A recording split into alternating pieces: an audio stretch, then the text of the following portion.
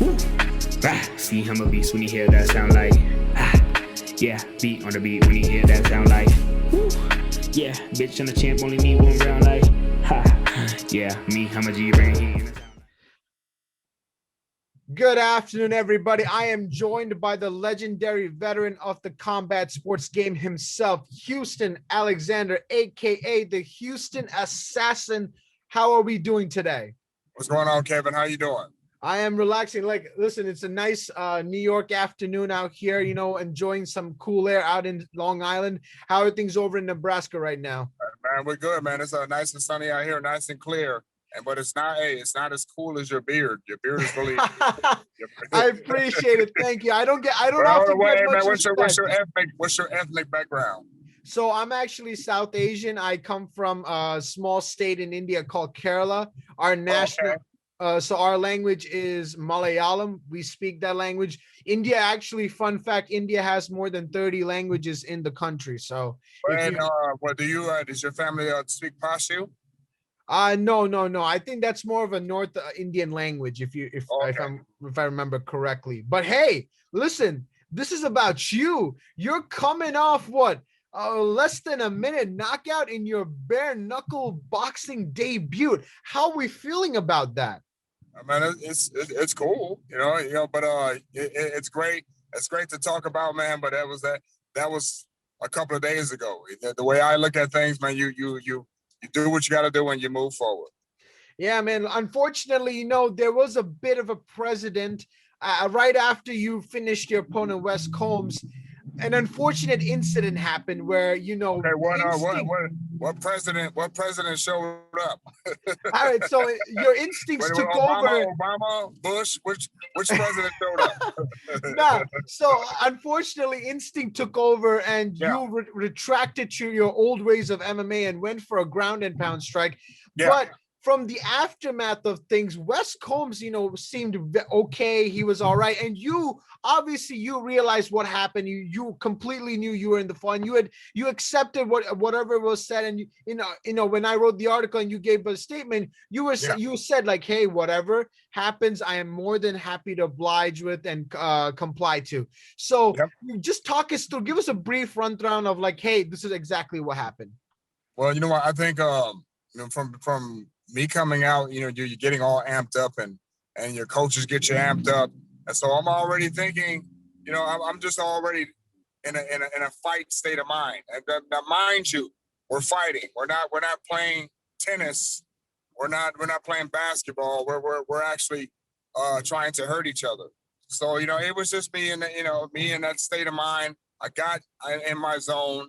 And, again, I think muscle memory did take over at that point, and it's something that when you're working off of pure adrenaline like that, man, it's just hard. Sometimes it's hard to control, man, and any fighter can contest to that. I agree. Once no matter what happens, adrenaline and instinct together is too powerful of and like almost like of an action to just stop. Like when those two factors take over, it's like one of the most impossible things to stop. And as a professional athlete, though, you're supposed to be able to control your emotions. And let's be real though. It's been 4 years since you came back. It's been 4 years since you fought in No, but see again, that's not an excuse at all either, because I've been sparring and I still train. I still train all the time, so that's not an excuse at all either.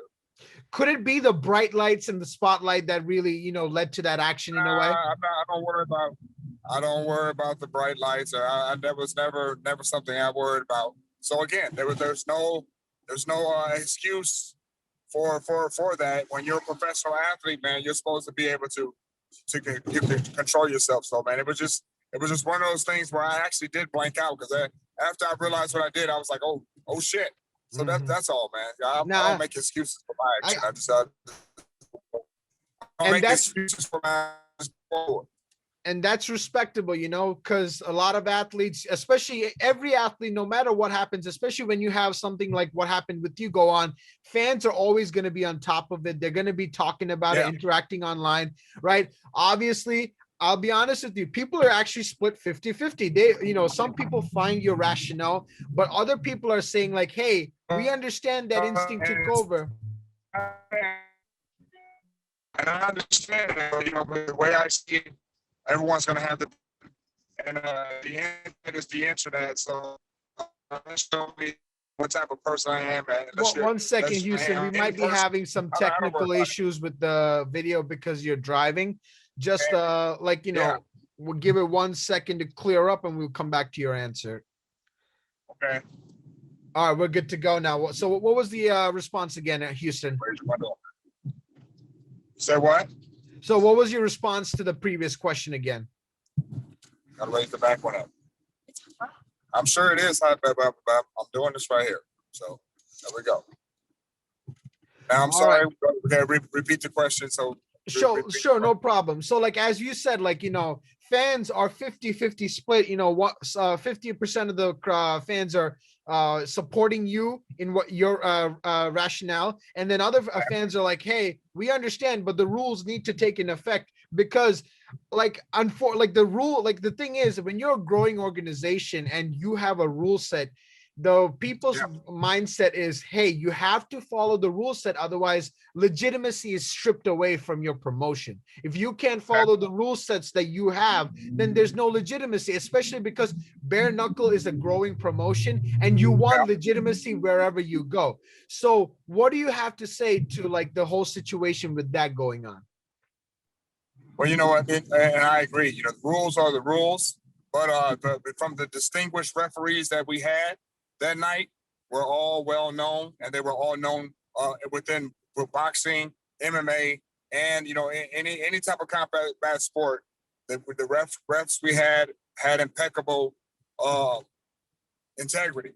So that's why I issued the statement. Like whatever ruling was ruled, I have to accept it. And so sometimes we get good breaks, sometimes we get bad breaks, and I just happen to have a good break to where with the doctors, the ref, they all saw what had happened before the actual the second hit, which I actually pulled up. I actually pulled up on the second hit because I actually realized what I was doing at the end. So I'm just gonna go with the ref said and what the doctor said, and I'm just again I issued a statement saying that whatever consequence or whatever ruling was there left in the ring, I'm just going to leave it at that. And so for those people who are on the fence about both situations, that's fine. Everyone has an opinion, and hey, I'm a grown man. I can deal with it. And you're right. It's listen. Wes Combs, your opponent, he seemed to be taking it like a jolly good boy. Like no, he was like, he understood. I'm gonna be honest. No one ever takes anything like a jolly good boy. First of all, he's a man. Second of all, I'm sure he didn't appreciate getting knocked out, but again, that's part of the game. You know what I'm saying? So shouts out to Wes and his sportsmanship afterwards. But hey, no one likes to get knocked out, and no one likes that to happen to them. So again, it happened. It is what it is. Keep moving forward. So, all right, you said you felt good. You barely have spent any time in the ring. Have you talked to BKFC about potentially coming back soon? Not yet. I'm sure we'll probably talk sometime later. But right now we're just I'm just trying to rest up and trying to chill out, man. I'm not worried about getting in the ring anytime soon right now. But I will get in the gym. So that's you got to keep your knife sharp. So let's just take this situation and just run with it, man. Whether it's good or bad, I'm getting talked about, and that's to me, that's all. Promotion is always a good thing. Yeah, and I agree. Like I have been in similar shoes where any sort of promotion is at the end of the day helps grow your personal brand. So listen, going apart, you said you worked in the media, the communications industry. So what do you do other than fighting nowadays? Well, I radio personality. I do do television. I do a little bit of everything, man. I DJ. And again, you can do the Wikipedia thing, or you can just look it up. Oh, so we got that. DJ Houston Assassin out there. No. I don't do the DJ thing. It's just Houston Alexander, brother. I don't do Houston DJ. I don't do all that. It's just Houston Alexander, brother. And I've been DJ this as long as I've been, been fighting. So a lot of people just didn't know that. So all these things, man. Again, they're just hobbies to me, man. And I just happen to do them all. So if you don't mind me asking, like, coming back to bare knuckle, especially, this, because it's a new sport and everything, like, tell me the lead up to that journey, because it's a big decision to come back and fight at the age that you're at, not discrediting that fact that, oh, you're too old, but, we've seen Anderson Silva, Tito Ortiz, all these, Evander Holyfield, even boxing. So what was the inspiration for you to come back and fight bare knuckle boxing? There was no inspiration. Hey, why am I sparring people for free when I can get paid? That's all that was. I'm sparring and I'm doing things for others. I'm helping people in the gym. Why can't I get paid doing what I love to do? And all I did, and bare knuckle is just going back to what I've been doing in the first place. I started with bare knuckles, fighting on the streets. I was fighting in the gyms. All I did was just go back full circle, man. That's all. Gotcha. Wow. So like at the end of the day, you return to your roots essentially, right? And so, obviously you had the opportunity of fighting in a crowd, right? So, walking in, taking in that crowd, the people all standing there yelling, supporting you, cheering you on and everything. Explain that emotion, like, because it's been 4 years since the last time you felt that energy. What was that like? No, it was great, man. And again, that's most of the time, the way I see it is not about me. It is about how you make people feel. And if people have pride in where you're from, if people got pride in what you do in your community, and people are cheering for that, there's nothing wrong with that, man. You know what I'm saying? And let them feed off their energy. And again, it's not for me. I'm just there to provide some type of entertainment to help them feel that energy. That's all. So, I'm glad people are feeling that energy because it makes you feel good about where they're from. Now, looking into one of your previous homes, the UFC, like, you were there, in like the the growing stages of the UFC, right? Back when they were not as big, was signed with ESPN. They were back with, Spike Network, Spike TV and all that. Seeing the UFC the way it is right now, like, how, like, do you feel like you're like, wow, the sport has really grown, and like, look at it, where everybody has been now, right? Because if I'm correct, you probably fought in a card where Conor McGregor was probably in the undercard, if anything, right? So explain to us, like, so what, like, looking back at the UFC, like, what is your, like, thought of it right now, like, ever since you left and like seeing the growth? It was I think my thought on that is I'm glad I was part of the generation of fighters that helped it grow into what it is now.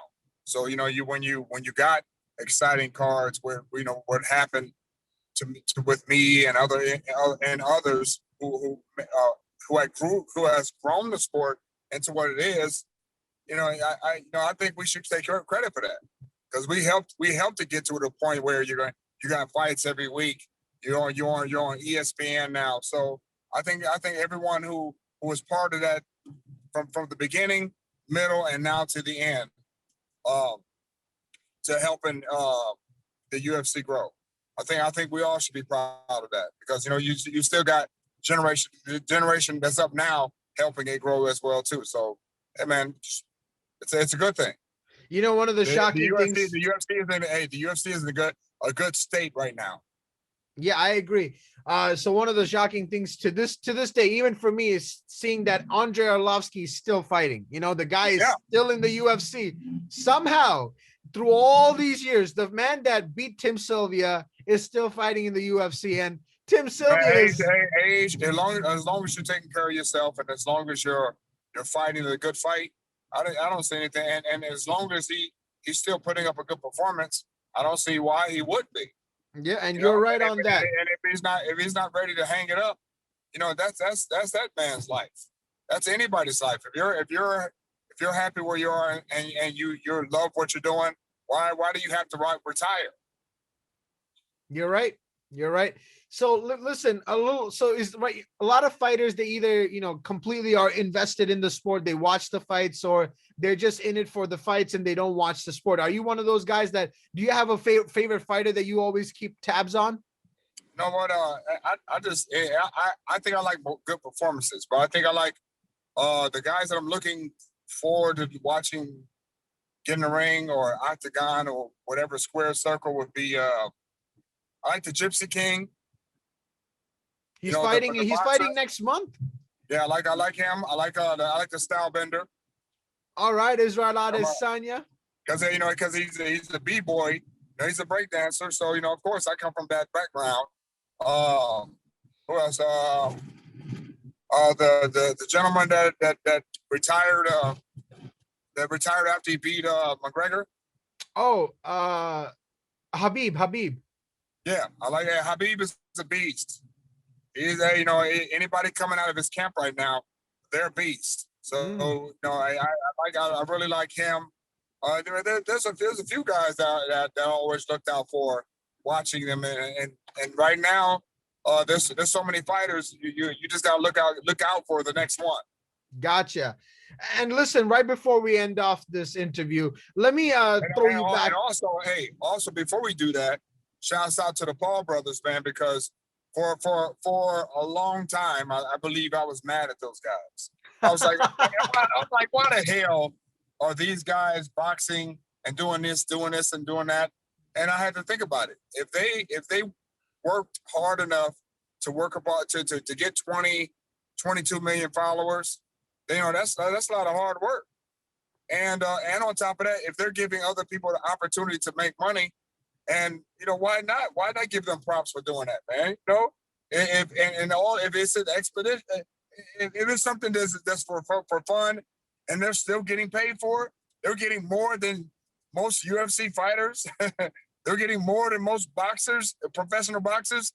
You can't get mad at that because this is a platform. They just make it their bag. They made it for themselves, and then everyone's trying to fight them because on their platform. It's their platform, so you can't get mad at that, man. So shouts out to them dudes, man. Everybody hates the self-made man. That's the biggest thing. And they seem to advocate for people making more money anyway. So I'm down for that, man. Shouts out to them dudes. They're pitching the right marketing game, in my opinion, right? They know how to market themselves. They know what to say. They just have everything right. And that's why Dana White, in my opinion, whenever he starts talking to the media about the Paul brothers, he gets so mad. He's like, I don't know how, he doesn't know how to respond, because whenever the Paul brothers say something, they say it in a way where Dana White can overshadow them with another statement, right? At the end of the day, they're on top. And honestly, it's crazy. But you're right. They're making their money and they made it themselves. And you can't be mad. But Kevin, I'm gonna tell you something. Even though I'm shouting them guys out, they'll probably never ever want a box mate. Especially after that knockout the last couple of days. I'll put money on that on your page that they'll never look my way ever. All right. Well, I guess we heard it here. Houston Alexander calls out the Paul brothers. I'm giving I'm not just calling them out. I'm shouting them out, but I'm just saying. Listen. They probably would never ever get in the ring with me ever. All right. Well, I would be on their radar because of what could be done to them. Listen, I listen, after seeing that knockout from Wes Combs, I'm pretty sure Jake Paul would have nightmares anyway. But any of the Paul brothers, yeah, you're right. But listen, Jake, what's the other one's name? Jake Paul and Logan Paul. Yeah. So Jake or Logan are not wanting to get in the ring with someone that actually can whoop their ass. You're right. That's why, I heard Jake Paul's like, I don't want to fight Anderson Silva, because I know Anderson Silva's not like any ordinary person that you step into the boxing ring with. And you saw that with Tito Ortiz. Yeah, Anderson is a Muay Thai champion. He got good hands. So yeah. So look, one little thing a little throwback to memory lane. If you remember, you were part of a sports science ESPN episode where they were focusing on adrenaline, and they actually pumped you with adrenaline, if I'm right. So a little question was, if you can remember what that felt like and compare it to, like the moment you knocked out Wes Combs, were there similarities? Because it was a science experiment. Yeah, it was very interesting because